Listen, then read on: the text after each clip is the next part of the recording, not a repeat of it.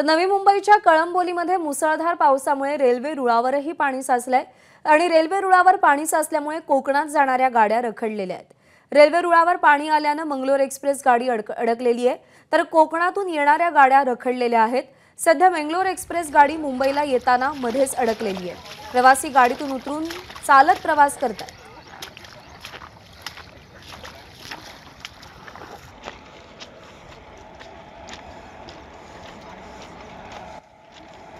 विनायक पाटील आपले प्रतिनिधी सध्या आपल्यासोबत आहेत। विनायक, या पावसाचा रेल्वे प्रवासाला आणि रेल्वे प्रवाशांना नेमका कसा फटका बसतोय?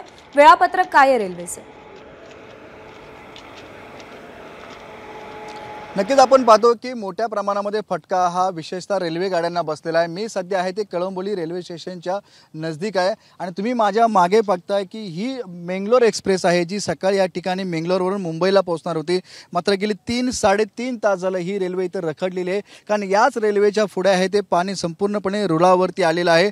पटऱ्या आहेत त्या पूर्ण पाण्याखाली गेल्या आहेत, त्यामुळे रेल्वे या ठिकाणी थांबलेली आहे। एकीकडे मंगलोर एक्सप्रेस इथं अडकले असताना दिवावरून जी रोह्याला जाणार होती ती सुद्धा गाडी पलीकडच्या साईडला अडकलेली आहे। त्यामुळे 3.5 तास झालं लोक अडकून पडलेले आहेत आणि म्हणूनच इथं तुम्ही लोक पाहता की संपूर्णपणे लोक आता गाडीतनं उतरू लागलेले आहेत, कारण अजून किती वेळ लागेल या ठिकाणी सांगता येत नाही। त्यामुळे मुंबईला जाणारे लोक गाडीतनं उतरलेले आहेत, प्रवासी उतरलेत आणि बॅगा वगैरे घेऊन आपल्या ह्या संपूर्णपणे हे रिटर्न मुंबईच्या दिशेने चाललेले आहेत। मग रिक्षा असेल, बस असेल, जे काही वाहन मिळेल त्या वाहनाने आपल्या घरी जाण्याचा प्रयत्न करतात। इथं लहान मुलं आहेत, वृद्ध लोक आहेत आणि मोठ्या प्रमाणामध्ये त्यांना त्रासाला सामोरं जावं लागलं होतं, कारण या ट्रेनमध्ये पेंट्री सुद्धा नाही आहे। त्यामुळे सकाळपासून त्यांना खायला काय मिळालेलं नाही। आपल्यावर काही प्रवासी सर क्या कहेंगे, किस तरह से तकलीफ पूरा सहना पड़ा आपको? सर तकलीफ तो बहुत है।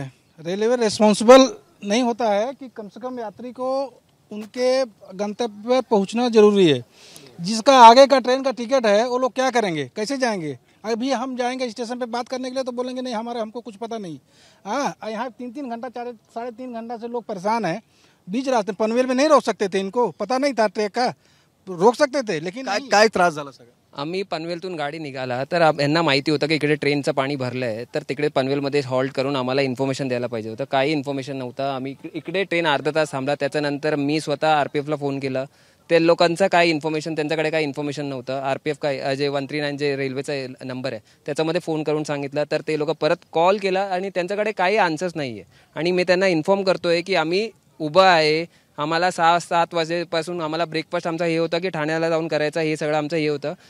नक्कीच आपण पाहतो की इथं बऱ्याच वेळ झालं गाडी अडकल्यामुळे आहे ते लोक आहे ते रखडलेले आहेत आणि म्हणूनच आता लोक या ठिकाणी गाडीतनं उतरून परत जाण्यासाठी निघालेली आहेत। बरोबर आहे। रेल्वे प्रशासनाकडून कम्युनिकेशन होत नसल्याची तक्रार केली जाते। कोणत्याही पद्धतीची माहिती प्रवाशांना दिली जात नाहीये आणि त्यामुळे प्रवाशांनी आता रुळावर उतरून चालत माघारी फिरायला सुरुवात केली आहे।